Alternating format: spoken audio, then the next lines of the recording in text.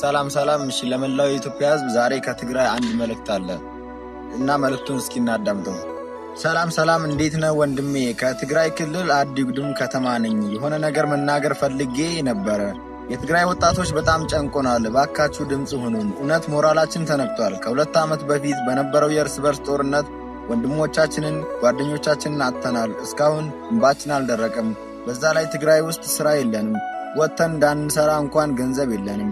አሁን በፖለቲካው ምክንያት መች ነው ሰላም የሚሆነው እያለን እንውለው።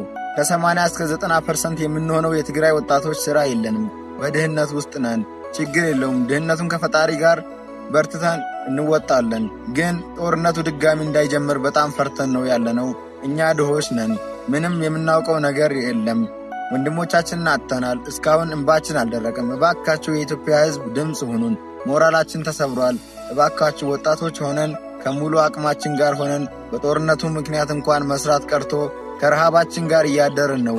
የምንበላው ምግብ እንኳን አንዳንድ ጊዜ ያጣን ጾማችን ነው የምናድረው እና የኢትዮጵያ ሕዝብ እባካችሁ ድምጽ ሁኑን።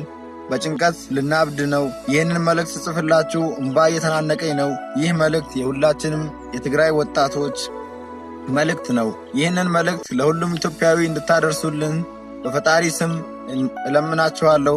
ፈጣሪ አገራችንና መላው ዓለምን ሰላም ምህረት ያውርድልን እና ሁላችሁም ይህን ቪዲዮ በዚህ ሳውንድ የተጠቀማችሁ ድምጻቸውን ለሁሉም አድርሱልኝ። በተለይ ሼር እየተደረገ ሪፖስት ማድረግ እንዳይረሳ አድርሱላቸው መልእክቴን እና አመሰግናለሁኝ። መልእክቱ ከላይ ሜንሽን ያደረኩላችሁ ልጅ ነው ያደረሰኝ እና መልካም ቀን ይሁንላችሁ።